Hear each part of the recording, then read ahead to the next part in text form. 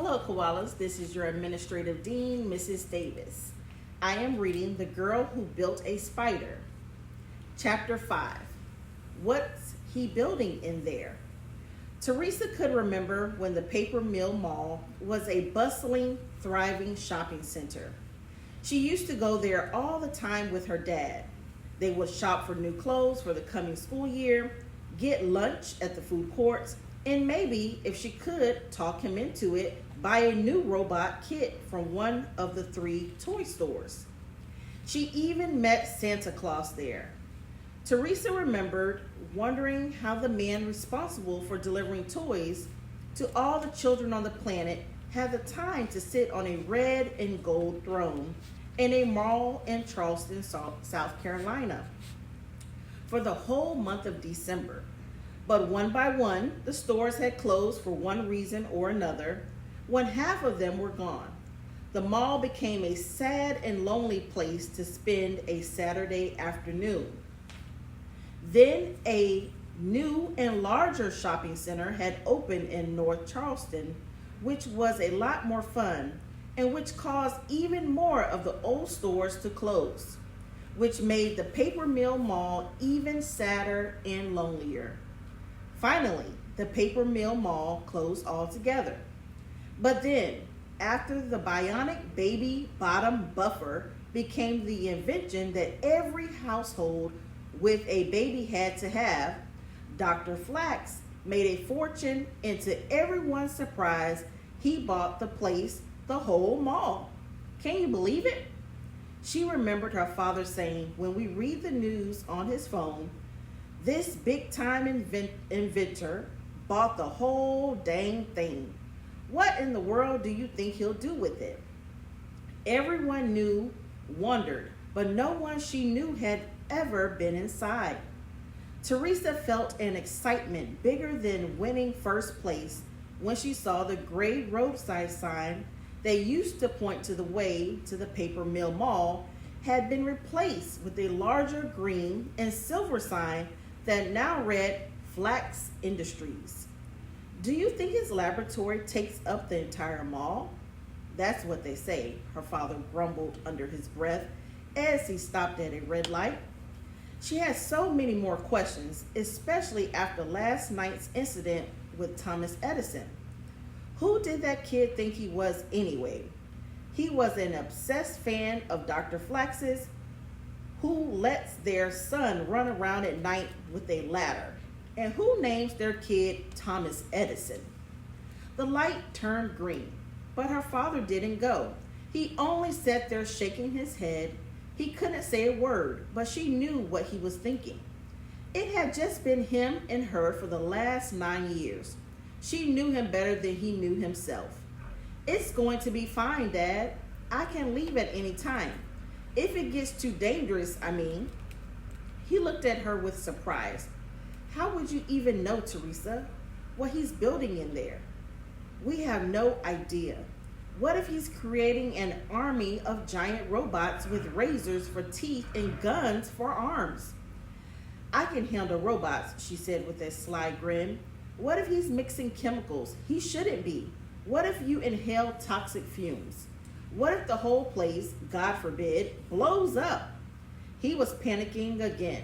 She understood why, but his anxiety could be frustrating.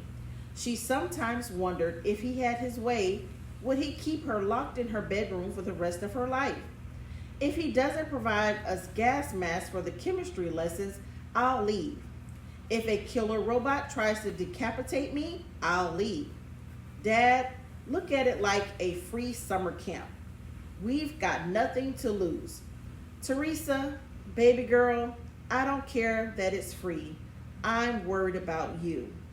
I know, Dad, but Dr. Flax is giving us the opportunity to build the invention of our dreams.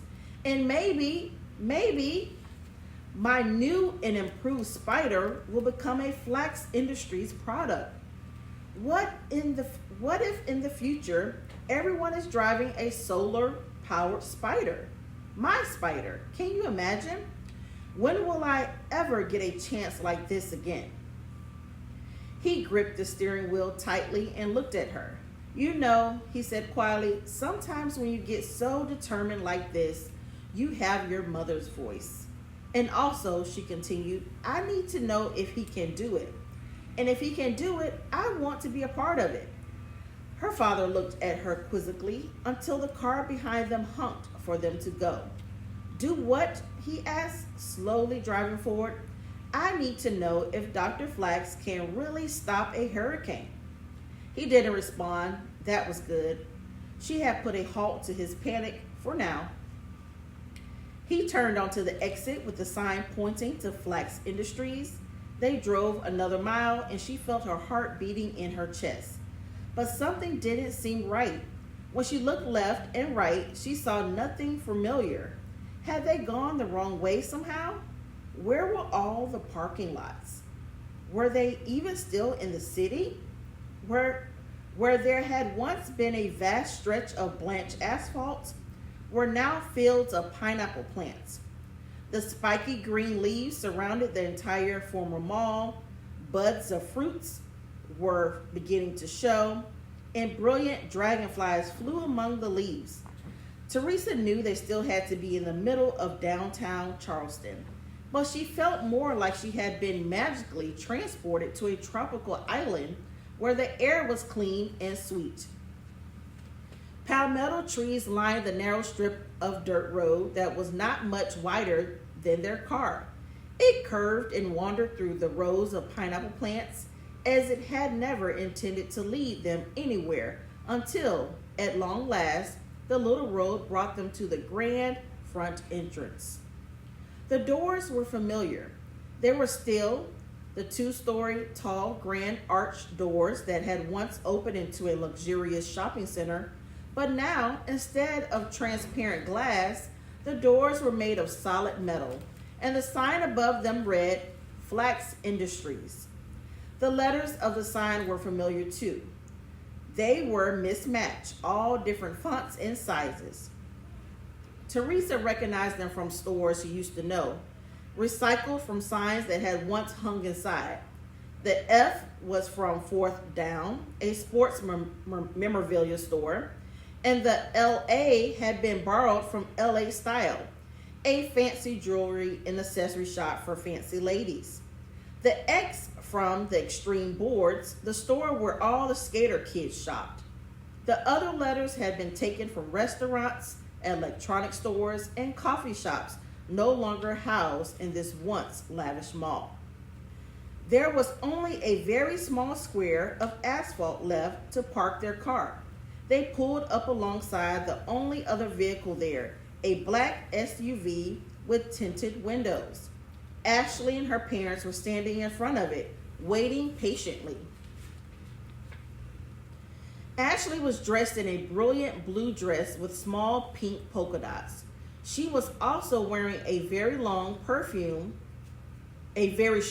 perfume that smelled like the gardenias in Teresa's backyard when they bloomed in the spring. Teresa wasn't wearing perfume. She didn't even own any. She had on an old Frozen t-shirt and blue jean shorts, expecting to get dirty as Dr. Flax had warned them. Ashley's parents were dressed as if they were about to give a presentation to a corporate finance committee. In fact, they were going to give a presentation to a corporate finance committee later that morning.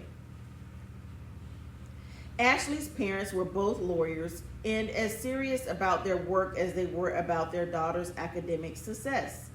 When she and her father got out of their car, Teresa saw that Ashley was holding the handle of a wagon containing 3 different aquariums, which were home to 3 different species of algae.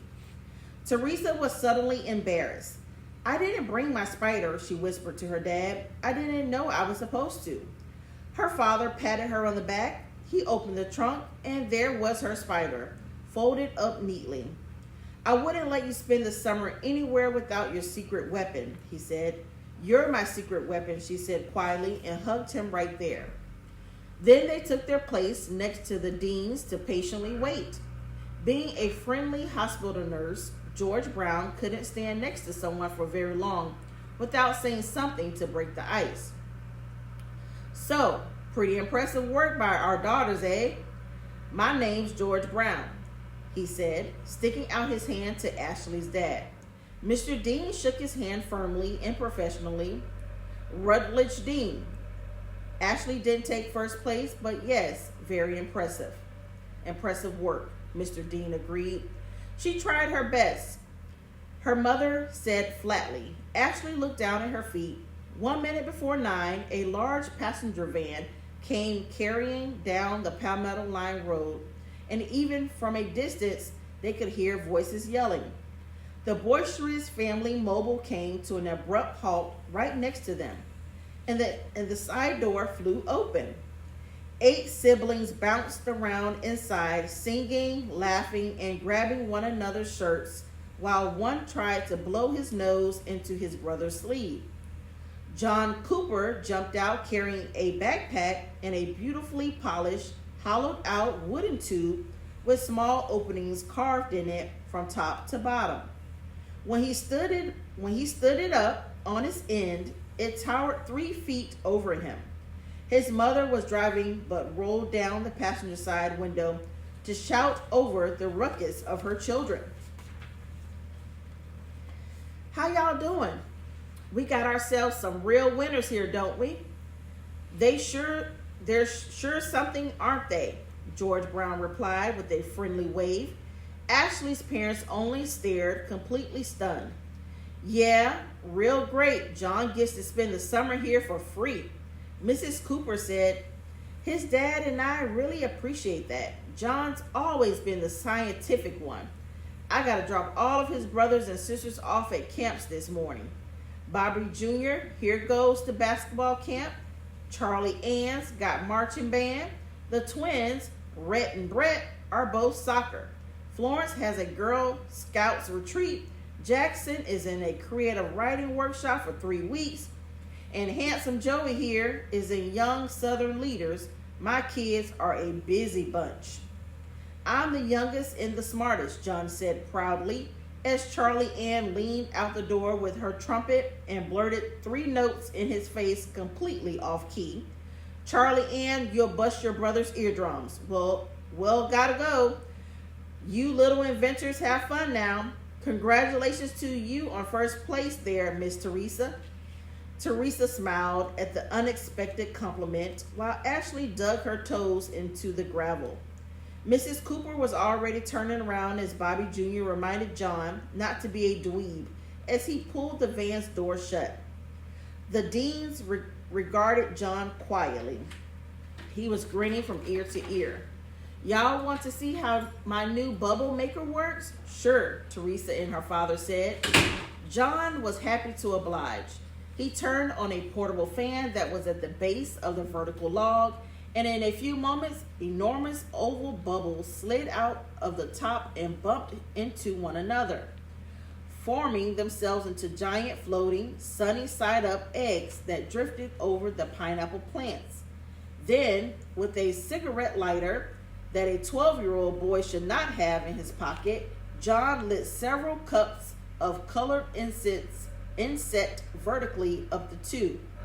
In moments, the yolks of the sunny-side-up eggs were filled with pink and blue and yellow smoke. On such a quiet summer morning, they looked like blobs of wild magic floating away into the Charleston sky. They're beautiful, Teresa sighed.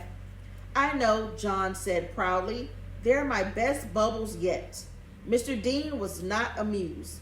It's 10 after 9, he said crossly, looking at his expensive watch.